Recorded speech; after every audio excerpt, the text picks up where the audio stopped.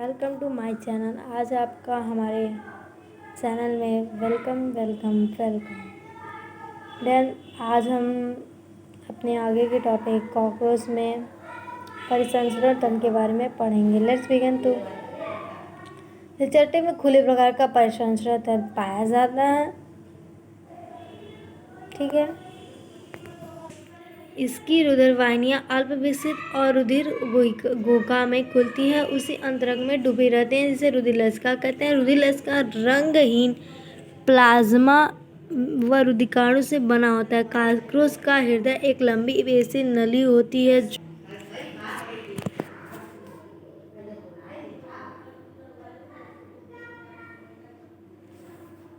Cockroach एक पेशी नली होती है जो वक्ष और उदर पृष्ठ के साथ साथ स्थित होती है। हृदय कणिकाओं को कोशिकाओं में विभेदित दोनों तरफ अस्य कहते हैं। स्वतंत्र शाखित श्वास नालों के ज्वाल के द्वारा बना होता है। श्वास नाल श्वास छिद्रों द्वारा खुलती है। तो यह हवा 10 जोड़ी श्वास छिद्रों द्वारा अंदर प्रवेश करती है। हवा 10 जो कि शरीर की पार्श्व सतह पर व्यवस्थित होती है। श्वास नली पुनः विभाजित होकर श्वास नलिकाएं बनाती हैं। यह हवा में श्वास नलिकाओं द्वारा शरीर के सभी भागों द्वारा पहुंचाई जाती है। श्वास नली पुनः विभाजित होकर के श्वास नलिका बनाती है। यह श्वास को नलिकाओं द्वारा शरीर के विभिन्न भागों तक पहुंचाती है। श्वास छिद्रों का खुलना अवरोधनी द्वारा नियंत्रित होता है। नियंत्रित होता है। श्वास नली पर गैसों का आदान प्रदान द्वारा विसरण विधि द्वारा होता है। विसरण एक महत्वपूर्ण विधि है जिसके द्वारा इसमें भी क्या होता है, गैसों का आदान प्रदान होता है। तिलचट्टे में उत्सर्जन मैलपिघनी नलिकाओं द्वारा होता है। इसके बारे में आप पहले ही पढ़ चुके हैं। उस प्रत्येक नलिका ग्रंथिल एवं रोमयुक्त उपकला द्वारा आस्थानित होती है। ये नाइट्रोजन अपशिष्ट पदार्थों का अवशोषण करके जैव रासायनिक क्रिया द्वारा यूरिक अम्लों में परिवर्तित कर देती है। ये नाइट्रोजन अपशिष्ट पदार्थों का अवशोषण करके उन्हें जैव रासायनिक क्रिया द्वारा यूरिक अम्लों में परिवर्तित कर देती है। यूरिक अम्ल पश्च आंत्र द्वारा उत्सर्जित किया जाता है, अतः ये कीट यूरिका अम्ल उत्सर्जित कहलाते हैं। तो पहले ही पता होगा कि आप लोगों को आर्थ्रोपोडा संघ के जो जंतु होते हैं ये यूरिका उत्सर्जन करते हैं। इनके साथ साथ वसापिंड, विकाणु, उपत्वचा और यूरोकोस ग्रंथिकाएं भी उत्सर्जन में सहायक करती हैं। इसके साथ साथ वसापिंड, विकाणु, उपत्वचा और यूरोकेस ग्रंथिका भी उत्सर्जन में सहायता करती हैं। तिलचट्टे में तंत्रिका तंत्र में एक श्रेणीबद्ध खंडिमय व्यवस्थित कोशिकाओं का बना होता है। एक श्रेणीबद्ध खंडिमय व्यवस्थित कोशिकाओं का बना होता है जो अधर तल पर युग्मित पेयर्ड अनुदैर्ध्य संयोजक से जुड़ी रहती है। जो अधर तल पर युग्मित अनुदैर्ध्य संयोजक से जुड़ी होती है। दैर्ध्य संयोजक तल से जुड़ी होती है। 3 कोशिकाएं वक्ष में और 6 उदर में होती हैं। कॉकरोच का तंत्रिका तंत्र पूरे शरीर में फैला होता है। सिर में तंत्रिका तंत्र का थोड़ा सा हिस्सा होता है। पूरे शरीर में फैला होता है, जैसे कि हम लोग में होता है ऑलमोस्ट ना। सिर में तंत्रिका तंत्र का थोड़ा सा हिस्सा होता है, जबकि हम लोग में क्या होता है, ब्रेन में पूरा खोपड़ी में पूरा जकड़ी होती है, बट इसमें थोड़ी सी होती है। जबकि बाकी शरीर में दूसरे भागों में अधर तल में उपस्थित होती है। अब तक हम जान चुके होंगे कि कॉकरोच सिर काटने के बाद भी 1 सप्ताह तक जीवित क्यों रहता है। सही बात है, जब उसमें नर्वस टिश्यू है ही नहीं तो उसको क्या पता चलेगा कि मेरे साथ क्या हुआ। तो सिर काटने के बाद भी उसको कुछ नहीं पता चलता है, क्योंकि उसमें नर्वस टिश्यू होते ही नहीं है, नर्वस सेल्स होती ही नहीं पाई जाती। होती भी हैं तो बहुत कम होती हैं, सबसे थोड़ा उसमें ही पाया जाता है। तो सिर में मस्तिष्क अधिग्रसिका कोशिकाओं द्वारा निरूपित किया जाता है। सिर में मस्तिष्क अधिग्रसिका कोशिकाओं द्वारा रिप्रेजेंट किया जाता है जो कि सिलिकाओं एवं संयुक्त नेत्र को तंत्रिका में भेजता है। जो हम बताए हैं उसके एंटीना और संयुक्त नेत्र से तंत्रिका को भेजता है। तिलचट्टे में संवेदन अंग सिंह का आँख, मैक्सिकली स्पर्शक लैम्बिका स्पर्शक तथा गुदा, रोमक इत्यादि होते हैं। हाँ, ये भी मैंने आपको फिगर में बताया कि सिंघका, आँख, मैक्सिकली स्पर्शक, लैम्बिकम और गुदारोम इसमें पाए जाते हैं। सिंघका स्पर्शक और रोमक स्पर्श संवेदी होती हैं। सिर के पृष्ठ स्तर पर एक जोड़ी पाई जाती है। देखी थी आपने। प्रत्येक संयुक्त नेत्र में लगभग 2000 खर्चकोड़ी नेत्रांश ओमाटिया होते हैं। कई नेत्रशांकों की मदद से तिलचट्टा एक ही वस्तु को प्रतिछाया दे सकता है। सही बात है, ये भी हमने पहले ही पढ़ा हुआ है कि वो तिलचट्टे में विशेषता होती है कि एक ही वस्तु को कितनी प्रतिछाया दे सकता है।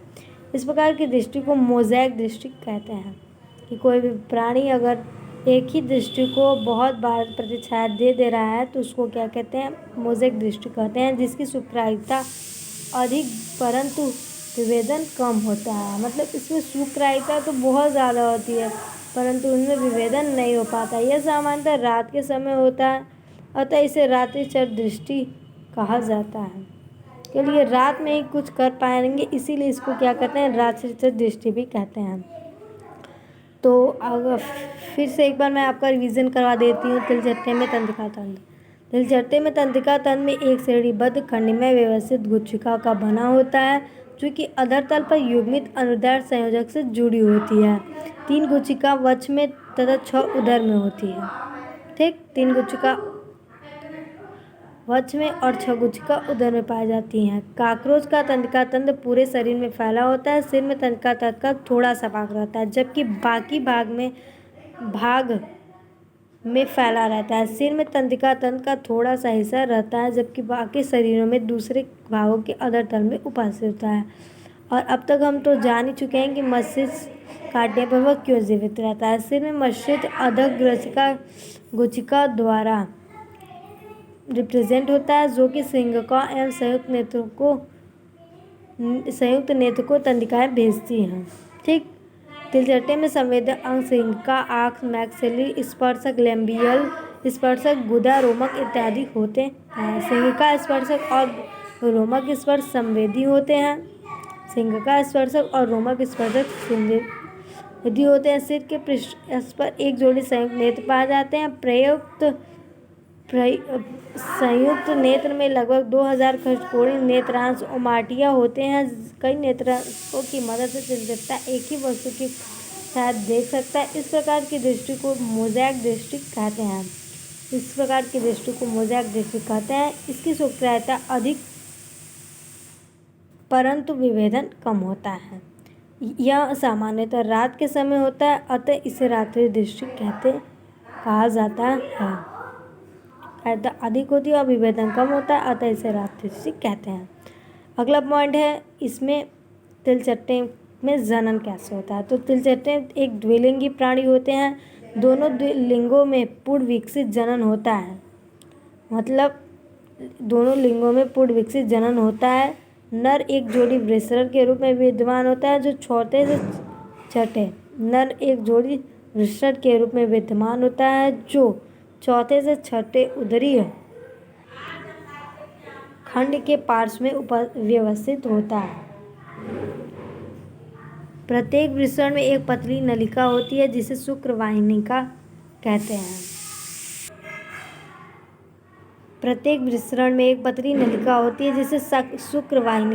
हैं। शुक्राशय से होते हुए स्खलनी वाहिनी में खुलती है।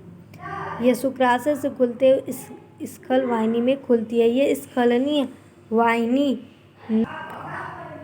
नरजनन क्षेत्र में खुलती है जो गुदा के अधर में स्थित होता है। एक विशिष्ट छत्रक रूपी ग्रंथि उदर के छठे से सातवें खंड में होती है जो सहायक जनन छिद्री का कार्य करती है। एक विशिष्ट छत्रक रूपी ग्रंथि उदर के छठे एवं सातवें खंड में होती है जो सहायक जनन ग्रंथि का कार्य करती है। बाह्य जनन इंद्रियों पर गोनोफोफिसस युग्म प्रवर्धक अथवा शिश्न खंड के रूप में होती है।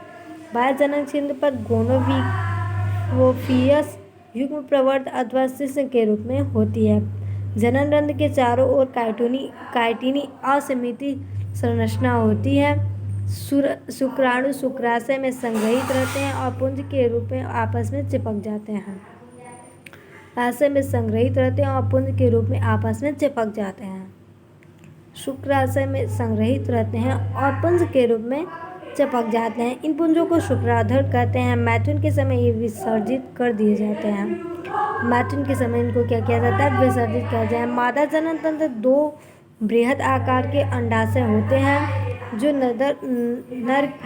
उदर के 2 से छठे खंड के पास में स्थित होते हैं। जो उदर के 2 से छठे भाग में स्थित होते हैं। प्रत्येक अंडाशय 8 अंडाशयी नलिका अथवा अंडाशकों का बना होता है। प्रत्येक अंडाशय 8 अंडाशय की नलिका अथवा अंडाशकों का बना होता है, जिसमें परिवर्धित हो रहे अंडों की एक श्रृंखला होती है। दोनों तरफ की अंडाशय की अंडवाहिनियां मिल करके एक मध्य वाहिनी का निर्माण करती है, जिसे योनि कहते हैं, जो कि जनन कोष में खुलती है। छठे खंड में एक जोड़ी शुक्राणुधानी होती है, जो जनन कक्ष में खुलती है। छठे खंड में एक जोड़ी शुक्राणुधानी होती है, जो जनन खंड में खुलती है। शुक्राणु शुक्राणुधार के द्वारा स्थानांतरित होते हैं। इनके निषेचित अंडे एक संपुष्ट में संकोचित होते हैं, जिसे अंड कवच कहते हैं। इसके अंडे एक संकुल में संकोचित होते हैं, जिसे अंड कवच कहते हैं। अंड कवच गहरे लाल रंग के से काले भूरे रंग का 3/8 इंच 8 मिमी लंबा संपुट होता है।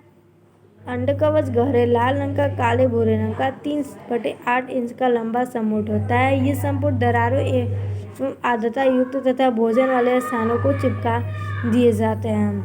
औसतन एक मादा 9 से 10 अंड कवच तथा भोजन वाले स्थानों उत्पन्न करती है और प्रत्येक 14 से 16 अंडे देती है।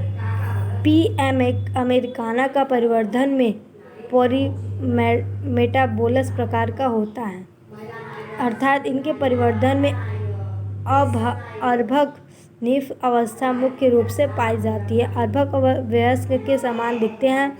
अर्भक में वृद्धि कायांतर के द्वारा होती है तथा लगभग 13 निर्मोचन के बाद यह वयस्क में बदल जाते हैं। अंतिम अर्भक अवस्था से पहली अवस्था में पक्षतल विंग पैड पाए जाते हैं। तिलचट्टे की बहुत से जंगली जातियां पाई जाती हैं तथा इनको कोई आर्थिक महत्व ज्ञात नहीं है। कुछ जातियां मनुष्य के आसपास में पाई जाती हैं तथा उसके आसपास फूलती है। ये पीड़क के रूप में कार्य करते हैं, क्योंकि ये खाद्य पदार्थों को नष्ट कर देते हैं तथा दुर्गंध युक्त उत्सर्जन द्वारा संसूचित कर देते हैं।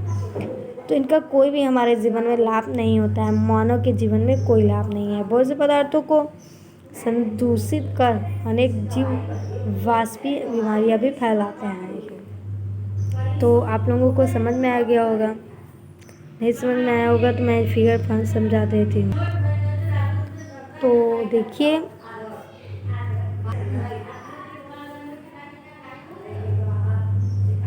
शुक्रकइका अंडाशय, यहाँ पुष्पलोम, गुदालोम, अधरशीष, उपायाक्ष, संकलन, शुक्राशय इत्यादि है और यहाँ पे है। तो थैंक यू। आपको अच्छा लगा हो वीडियो तो लाइक कीजिएगा, कमेंट कीजिएगा एंड ज़्यादा से ज़्यादा शेयर कीजिएगा। और मेरे चैनल को सब्सक्राइब करना बिल्कुल मत भूलिएगा, क्योंकि आपका इस टाइप की वीडियोस मैं जल्दी प्रोवाइड कराती रहूँगी। तो थैंक यू फॉर वॉचिंग। आप मुझे लगता है कि आपके लिए ये जो टॉपिक हुआ होगा बेनिफिट हुआ होगा। आप एक बार और वीडियो को देखेंगे तो आपको अच्छे से समझ में आ जाएगा। तो अगला टॉपिक हमारा है मेढक। तो इसके बारे में हम अगले वाले वीडियो में पढ़ेंगे। तो थैंक यू। अब हमारा चैप्टर ज़्यादा बड़ा नहीं है, देख लीजिए। फिलहाल थोड़ा बड़ा है, चैप्टर लॉन्ग है, बट हम कवर कर लेंगे। 2-3 वीडियो और होंगे।